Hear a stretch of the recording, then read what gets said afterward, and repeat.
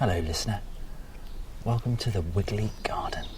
Why are we whispering? Well, it just seems a shame to speak loudly and drown out the noise of that fabulous bird song in the background. Oh, Rich. Do you think or not? No, I don't. I think we should have a little giggle. Ready?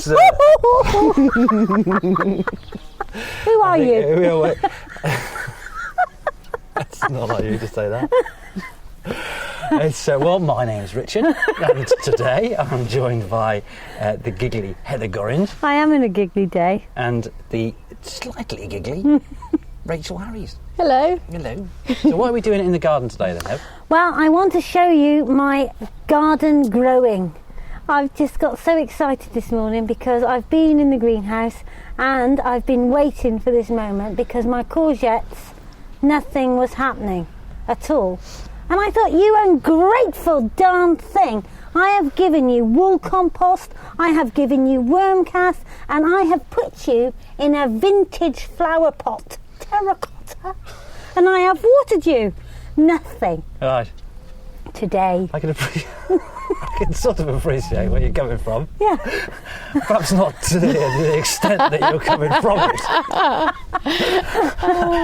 But you know, it's definitely real. Yeah, absolutely. Yeah. I feel a real sense of achievement though, because you know there's a real turnaround in the Heather department. You seem to be becoming more and more passionate about all things green-like. You know, and your little. But it was those salad leaves you started off green. with me, wasn't it? Yeah. You started those salad leaves off, and I ate them. But the garden's never really felt like mine before, right? Because it's always been the Wiggly garden, and of course I don't know what I'm doing in it. Right. So I feel if I go in it and do something will go wrong. Right. You know, terrible wrong. I see. Well, that's an interesting sentiment. Yeah. But I don't think it works like that really, gardening, does it? Well, so you say. I love talking to you about gardening because you put it all at ease. You know, I could get quite upset with Gardener's World and all things gardening, and then I listen to you and I think, oh well, if I chop it off, not because I don't like it, nothing much will happen. And if I like this lemon balm here, that's completely taken over the patio, and I can pick it, fancy to do that, and show Isn't that you. Wonderful, yeah. It is gorgeous. Then you just say it's gorgeous. Some people don't like the smell of lemon balm, you know, which is astonishing because it's amazing, isn't it? Yeah.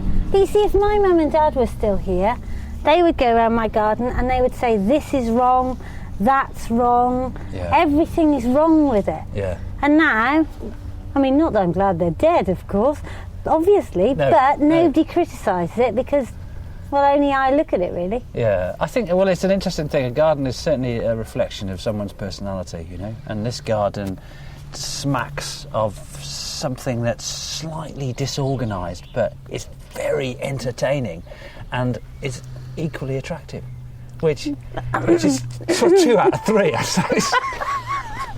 You want to go down the bottom? Under the tree. Go on, you two. Get out in the garden, then. We're going to hear from this lass about local food. Yes. And Ledbury, which I'm looking forward to hearing. But come on, Rich. Come with me. We're leaving Rachel here for the time being. Yes, to entertain Michael.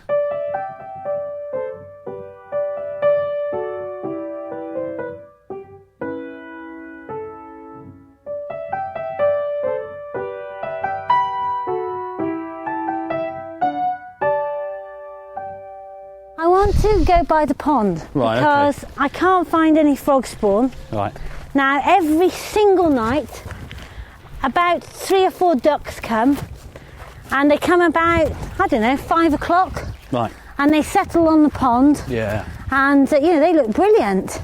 But I'm wondering if that's why I've got no frog spawn. It's almost certainly the case. I mean, I've never seen frog spawn in this pond. I've always seen, the newts There's seem loads to do of frogs about, but there's no frog spawn in this those pond. wonderfully massive ramshorn snails there, look. You see those guys just kind of floating about, munching on that, I'm not sure what it is. It looks like a bit of New Zealand stonecrop. Hang on, I'll go in. Do you like these marsh buttercups? Yeah, they're fantastic. Absolutely gorgeous. Right, I'm in the pond now. That's a beautiful snail. Not quite. It's gorgeous. And the thing is, I mean, this is such a wonderful time of year because everything is just coming into its own, isn't it? And you gorgeous. feel as though you can get into the pond now, and you can see exactly what's going on. I mean, we're at a stage where everything's just emerging. You know, you've got some wonderful stuff in here that's just taking on some shape and throwing out some colour. I mean, there's a whole world of mimulus around this pond as well, which is probably one of my favourite things. Not quite out yet, but like you say, you've got this. What's wonderful, the mimulus? But I tell you what, it's almost like a cross between a snapdragon and what's that plant that we sow into wildflower meadows? The little flat seed. Yellow rattle. Yellow rattle. Yeah. Ah, It's a bit of a yeah. cross between those two guys. So it's a fantastic thing. But you see, it's kind of you know yourself. It's inundated around here, isn't it? And that looks fab. But it's not quite out yet. That's the trick, you know. That's the beauty with gardening, really. And that, in many respects, one of the probably the most taxing things for a gardener is to ensure that you have a sequence of colour and form throughout the year. Therein lies a challenge. But presumably, in this garden, the idea is to support wildlife, so that extends the range of what they can feed on. Absolutely. That whole sentiment sort of complements one another. Now, I've been weeding the gravel, but it's coming up like mad. Yeah, it does have a tendency to do that. See, how long's this garden been established now? Well, it was established when Prince Charles came. Not that he opened it, but he came in 2001, Right.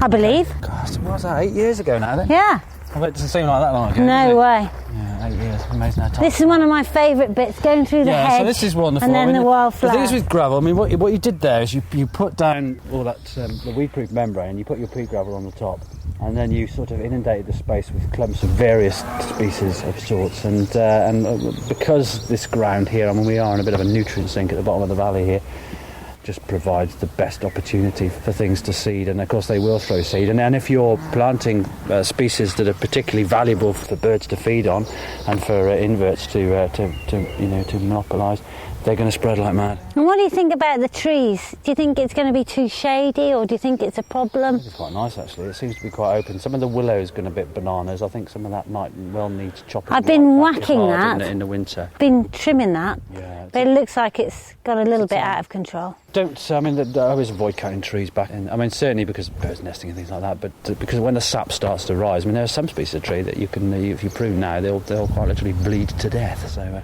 always worth avoiding. But the hedge is great, certainly since it's been laid. Well, that was a couple of years ago as well, no? Wasn't it? Those guys came down. Yeah. That was a little feature for the podcast. Oh, look at the raised beds, though, Hev. Yep, Those are fab. they've got spadiators in there. spadiators in there. Wandering through our lovely little meadow here. Yeah, cow slips are It's a out. wonderful thing to do with the space. If you've got an area that you're not quite sure what to do with, then why not just inundate it with knapweeds and there's some lovely cuckoo flower there, look. Is that lady smock? Yeah, it is. Yeah. And you've got your cow slips coming through. Fritillaries are just over. Yeah, fritillaries are finished, or at least on their way out. But the great thing to do is just litter the space with a few fruit trees as well. And spuds. So they're coming through now, aren't they? Oh, They're yeah. almost ready to mould. That's great. What varieties did you put in here? Well, we've got pink fir apple, Oh, I see, yeah. red Duke of York, Right. and here, what's on this one? Keppelston kidney. Oh, Monty did these. Okay, fab. And just through the end of the garden, where there used to be a garden door, Yeah. and one will be coming back, Right. that's the orchard. That's fabulous. Oh, I love that. See, that's nice because you've got that romance of walking out of the walled garden into a space that's hidden, essentially, Yeah. from the rest of the house, isn't it? You've got to go in there in order to find it. So it's like a little secret orchard, isn't it? And also, Rob gave me the idea of planting honeysuckles all over the fence. Right. So just by the road Yep. will now be a complete honeysuckle fence, Right. which I think will be gorgeous. It will be gorgeous, yeah. Well, honeysuckle's a wonderful thing. And what do you think of the bees, Rich? They're bees. Well, yeah, I mean, you can just see what sort of weather it is today because they're going bananas, aren't they? Yep. And fingers crossed this year because you didn't have a chance to harvest any honey. They've made their first frame of honey already. Oh, wow. Hannah has been in there and put them in another frame. Right. So they have that frame for them. Yep. And then the next frame Yeah. is going to be the first pot of wiggly honey. Wow. Isn't that cool? I bet you're generally quite Can't excited. wait. Yeah, absolutely. That'll be a brilliant thing indeed. And this has been the patch here for the Wiggly flowers. Yeah. They've harvested out of here hundreds of tulips, believe it or not. They look great. I don't know how it works because when I come out here, I can't see where they've been. Yeah. But Posy sends me a report every night now of the foliage picked from the farm just down the road and the tulips picked. Right. And believe it or not, yesterday, from this garden somewhere, they picked 85 tulips. Really? Yeah, and it looks like, well, there's no problem, is there? No, it isn't at all. That's a proper cutting garden. They've Yeah. obviously got it finely tuned. Now, come into my shed and I'll have my wicked way with you. Now, I've been tidying up. That just before you ship over and go right Then. the shed. Now, lie down on that bench. Oh, I've cleaned it all out. Around. Oh, Yeah, you I see. Oh, is that where I'm going wrong? feels good like that to things. When you try. Yes, well, yes. I've cleaned it all out. Right. So I've got my compost section over here Yeah. of different mixes. Yeah. I've got the beekeeping equipment. And then this is where I've been, Lovely generally... little old oak table, isn't it? Yeah. Fantastic. These are great, these kind of things, because folks can pick these up, from sort of car boots and stuff like that for a couple of quid, and they really look the part. Superb in a shed like this. And these I love. Now, Wiggly sell these. They're Yeah. the linen gloves, and you poo-pooed them a bit. Did I? You did. I think you sort of looked down your nose at I them. don't believe that at all. They I don't believe are that at all. fantastic. They are very feminine, aren't they? Certainly. They're fantastic. But the best thing is, you can do anything in them, and they fit my hands. Look how short those fingers are. They are. They're I don't just think they would- ideal for little leather hands, aren't they? I don't think they would fit another human. So if you They're buy any and they're perfect. too short, dub. I don't think they fit another human. It's amazing, isn't it? Yeah. They are gorgeous garden gloves, certainly. Now, have you got your knife? Okay. Right. Cracking the open on knife. Right, so where are you taking me now? I'm taking you to the rhubarb. Because here is the problem. Yeah, that's a stunner, isn't it? That is. This rhubarb, I've noticed, always throws a seed head like this, but never usually this early. This No, is, and Terry said that's what all rhubarb is doing. That's right. Down on his allotment, they're practically everyone's rhubarb, but my rhubarb at home isn't at all. So I don't know, I'm not quite sure why that is, but it hasn't even attempted to throw a seed head, and I've never even seen a seed head on the stuff I've got at home. But Really? yeah, I'm not sure why. I don't know. Some rhubarb expert might be able to tell us that. So the plan is, to cut out this Well, huge seed you're head. the man for the job. You sure you want to do it? Because it's rather attractive and pretty. Listen, it's affecting my rhubarb You're taste. definitely going to eat your rhubarb. I've been eating my rhubarb like Billio. Right, well, Do you let's, know how many rhubarb crumbles I've made?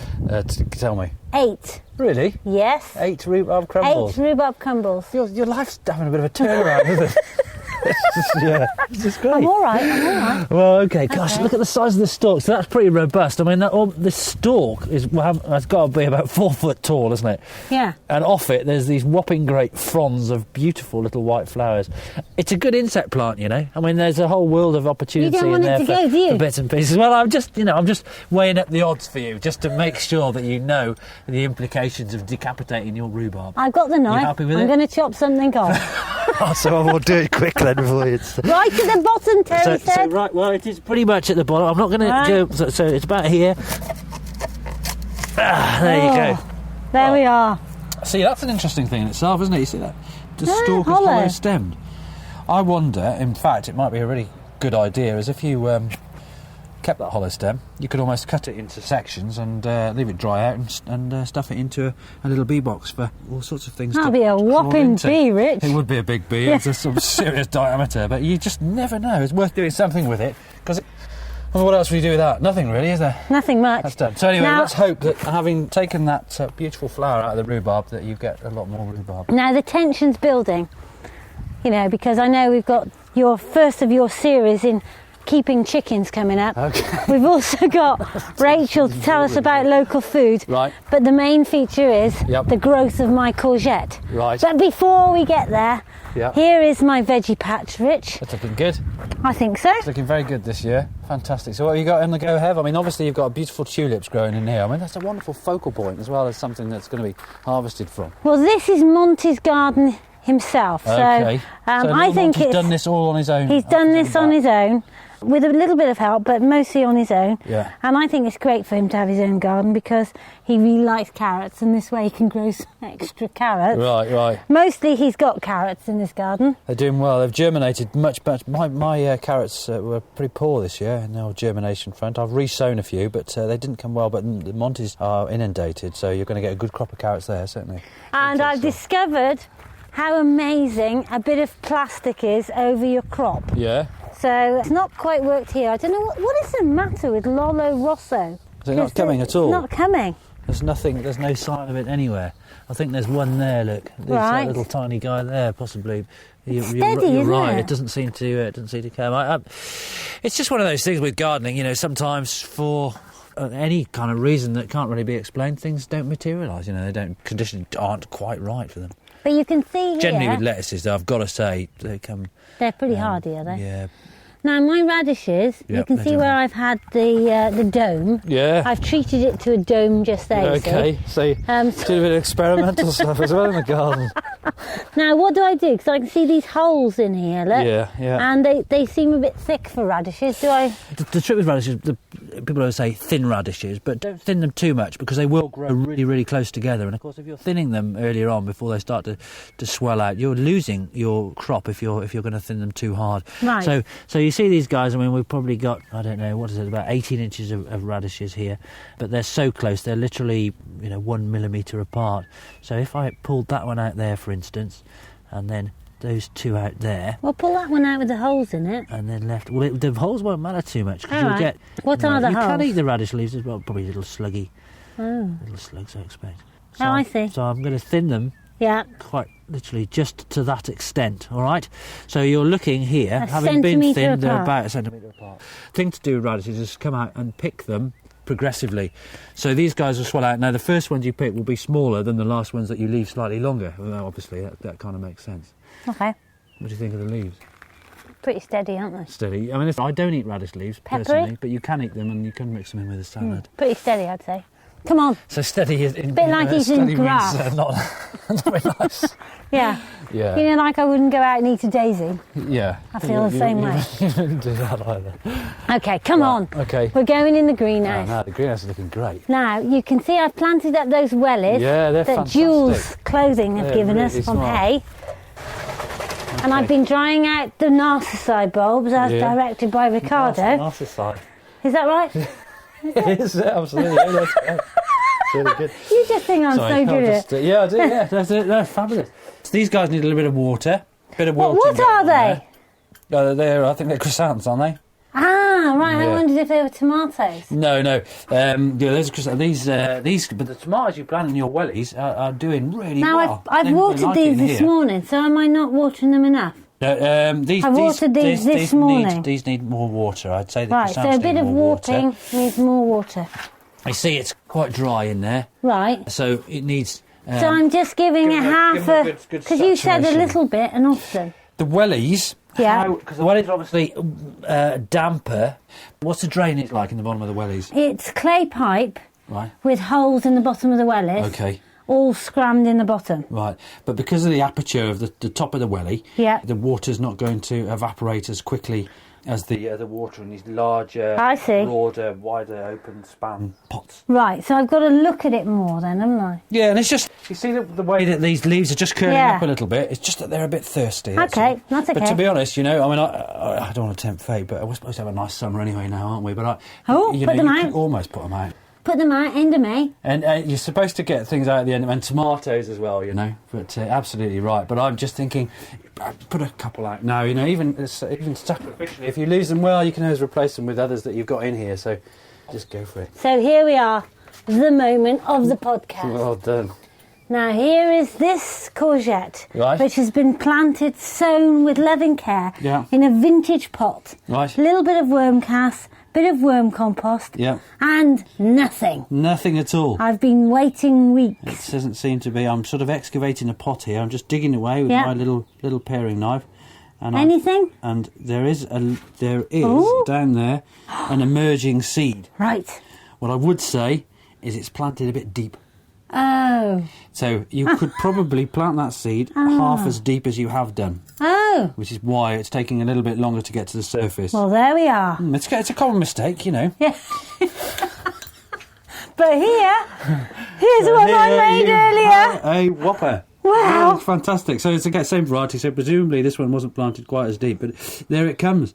But isn't it amazing? Isn't it a rewarding thing now? You know, something as simple and complicated as just popping a seed into a bit of compost and the feeling of euphoria when it just When I found emerges. it, I went running back in the house and I said to Farm Phil, "It's come up!"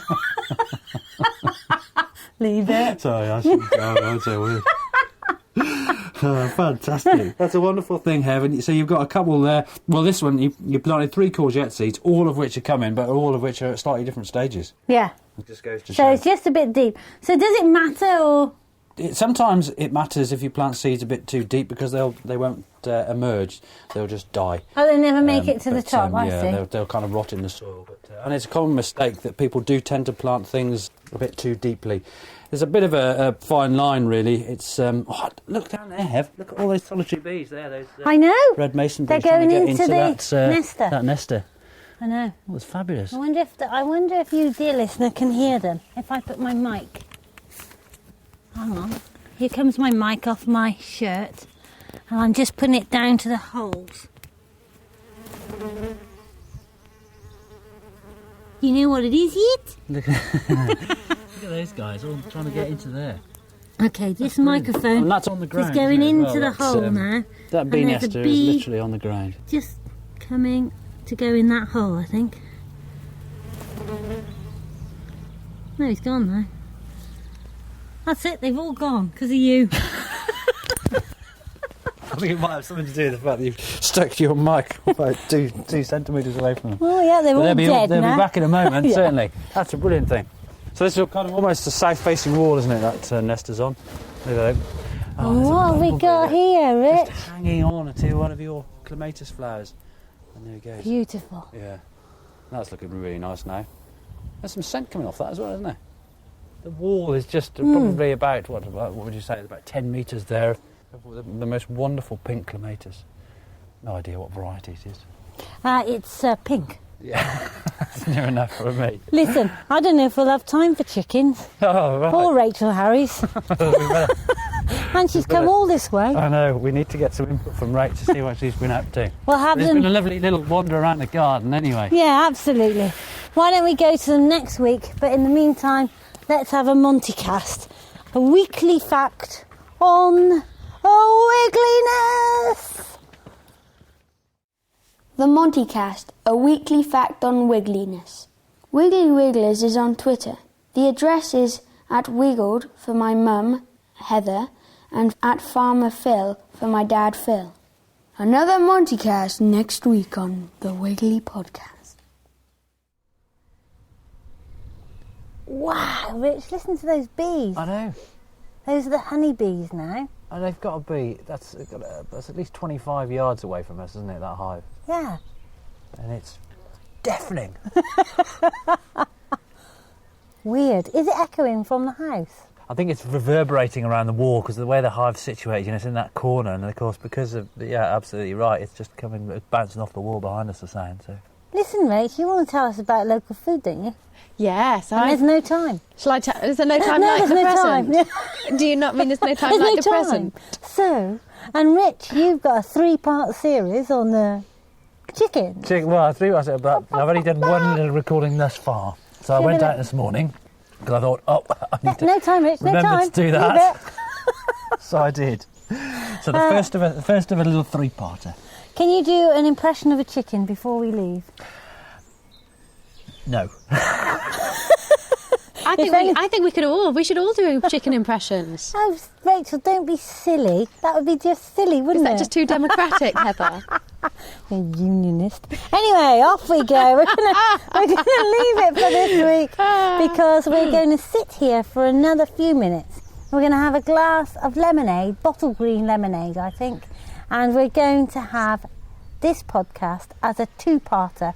So for those of you that hate, that's the Royal Mail delivering the Wiggly orders, yippee! For those of you who hate cliffhangers, tough titty. Bye from me.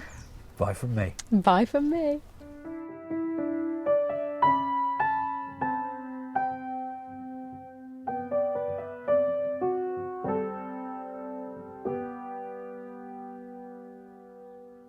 Tough titty.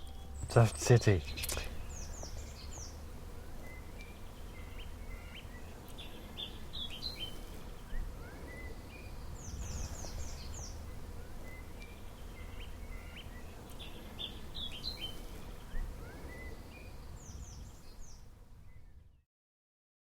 Listen, dear listener, if you are coming to Hay Festival, please come around. We'll be recording a podcast on the stand. We've got Terry Walton.